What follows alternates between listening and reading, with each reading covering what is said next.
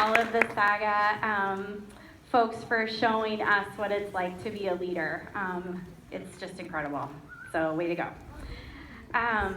It is my honor to, at this time, read a statement from the family who we are here to support tonight. Our family would like to express our sincere appreciation for the overwhelming support that this community has shown to us. Many of you may not even know who we are, but have stepped up to do a truly amazing thing and show us that you are behind us 100%. This has not been easy for us, but you have provided us with the light we needed in an otherwise uncertain and difficult time. We are proud to be a member of this community and want to truly thank everyone who has provided us with such a caring and compassionate words and actions. In the midst of all of the media attention that this important matter has stirred up, we just want everyone to remember that at the center of this is a brave little girl who can now be who she really is. And you have all helped to make that happen in a positive way for her and her family. For that, we are and always will be truly grateful.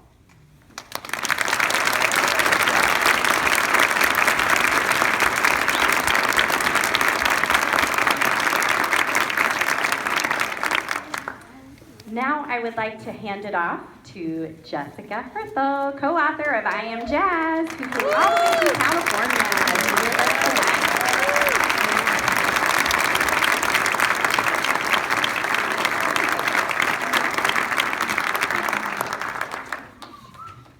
If I start to cry, just look away.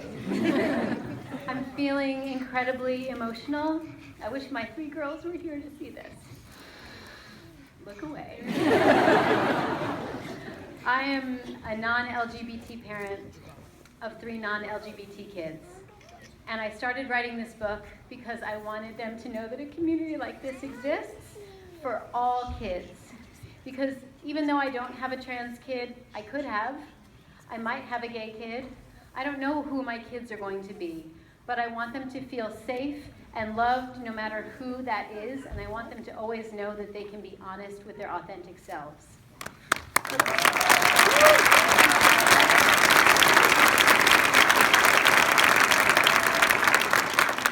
So what I want to do now is forget about the grown-ups in the room, and I just want to talk to the kids. So if you're a grown-up, check your phone, email, because right now I want to talk to the kids. So when my kids were 4, 5, and 7 years old, they were really into American Girl doll. And here's my kids. My kids these are my little girls. So we would get these American Girl doll magazines from eBay, and we would look through the articles together.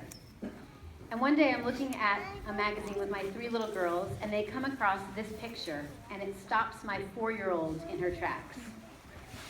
It's the picture of a little girl who rides horses, but she was born with half an arm. And my 4-year-old stopped at the picture and she said, "Mommy, that picture scares me, I don't like it." And I said to her, "Well, it shouldn't scare you because that's just her shape. That's just the little girl's shape. That doesn't say anything about who she is. She's obviously a really cool kid. She rides horses, she's got a cool outfit. We don't judge people based on their shape, because if you had a funny shape, you wouldn't want people to judge you, would you?" And she said, "No." And I said, "Okay, so let's read this article and really support this kid." Well, little did I know that a few months later, I'd have an opportunity to really figure out if my 4-year-old understood that message. Because I met Jazz's mom at a community event, kind of like this, where a bunch of parents got together to make sure that schools were safe for everyone. And I said to Jazz's mom, "Do you think my little girls could meet Jazz? Because she's been on TV, so that makes her extremely cool." And Jeanette said, "Yeah, sure, let's get the girls together."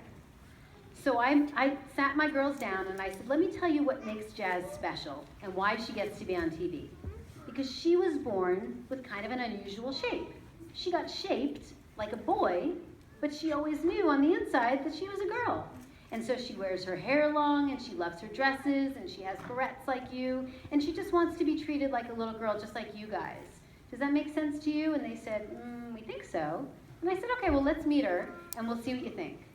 So we went out for ice cream, and my 3 little girls and Jazz sat around at a table. Now, forget how cool Jazz is unto herself, but my kids thought anyone who was a teen or almost a teen is like the greatest thing ever. So here they were sitting at a table with an 11-year-old girl who could see 13, not in the near distant future, and they thought hanging out with her was the greatest thing. So on the way home, I said, what did you think? And they said, she's the coolest. She has the greatest clothes, she has the greatest hair. And I said to my husband, either they totally get it, or they get it enough to not treat Jazz any differently than anybody else. So the next day I called up Jazz's mom and I said, why isn't there a book so that people can talk to their families about difference in a not scary way? Because it's really kind of cool that Jazz is unique and special. And Jeanette said to me, well, I don't think there is a book, but we've always wanted to write one. And I said, well, I don't know how to write a book, but let's figure it out. So 2.5 years later, based on a little Word document that I made on my computer, just out of my brain, I came up with the words that I'd taken from Jazz's YouTube videos, and then Jazz and I worked together to make it sound like her voice. We came up with, on a little piece of white paper, what we thought the book should look like. And here it is. And people like you have got it.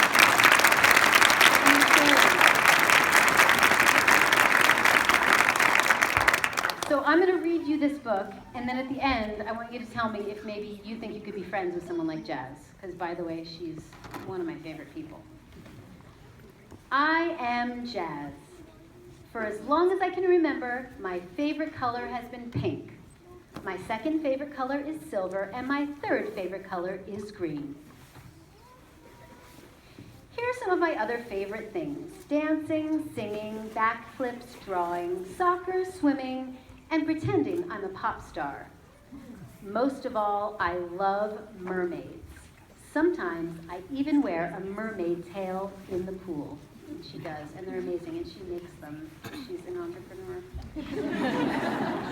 My best friends are Samantha and Casey. We always have fun together. We like high heels and princess gowns, or cartwheels and trampolines. But I'm not exactly like Samantha and Casey. I need an assistant. I have a girl brain, but a boy body. This is called transgender. I was born this way. Oh, bless you. I always wanted an assistant. Thank you. I'll make the little noise like, I love it. When I was very little, and my mom would say, you're such a good boy, I would say, no, Mama, good girl. At first, my family was confused. They'd always thought of me as a boy.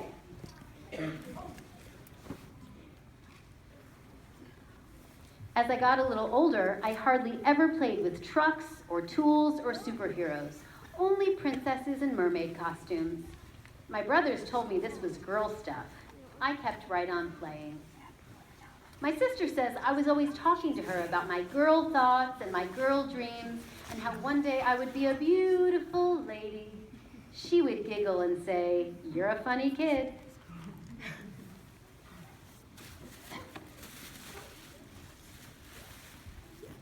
Sometimes my parents let me wear my sister's dresses around the house. But whenever we went out, I had to put on my boy clothes again. This made me mad. Still, I never gave up trying to convince them. Pretending I was a boy felt like telling a lie. You're a great assistant. Then one amazing day, everything changed. Mom and Dad took me to a new doctor who asked me lots and lots of questions. Afterward, the doctor spoke to my parents, and I heard the word transgender for the very first time. That night at bedtime, my parents both hugged me and said, we understand now. Be who you are. We love you no matter what. This made me smile and smile and smile.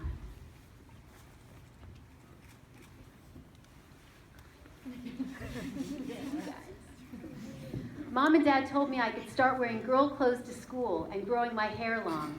They even let me change my name to Jazz. Being Jazz felt much more like being me. Mom said that being Jazz would make me different from the other kids at school, but that different is okay.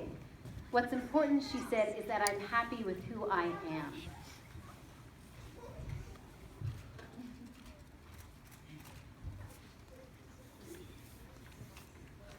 Being Jazz caused some other people to be confused too, like the teachers at school.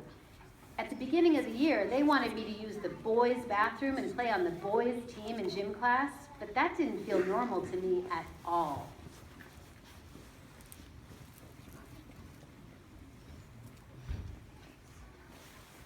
I was so happy when the teachers changed their minds.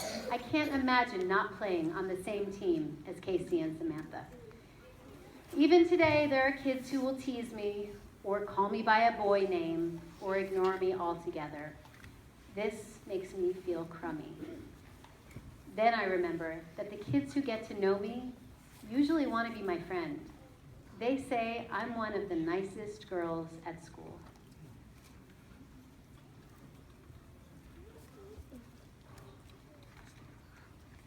I don't mind being different. Different is special. I think what matters most is what a person is like on the inside. And inside, I am happy. I am having fun. I am proud. I am Jazz.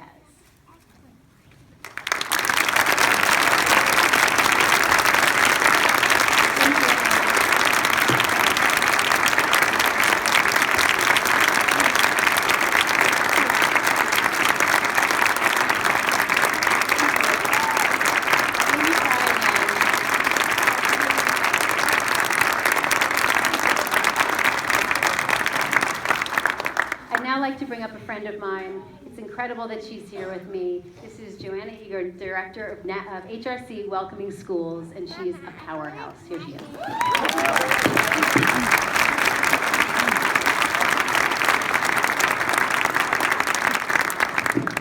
Wow, I love this community. I have hung out in your schools today. I just got into town last night, and I've hung out in your schools. I arrived in your community at 7:30 this morning. I thought that I was going to go home and change clothes and do my hair and stuff because I'm staying in Madison. But I have been hanging out all day. I have been in your amazing chocolate shop. I would clap for that. Yeah. I don't know how to pronounce the name. Schulen's, but I'm a fan. And like I said, I've met with educators, I've talked to parents, I've talked to community members, I've been hugged a lot. I just love this community. And even though I hail from Seattle and I work for the Human Rights Campaign in Washington, D.C., I'm a Minnesotan, and I've only been in, Minnesota.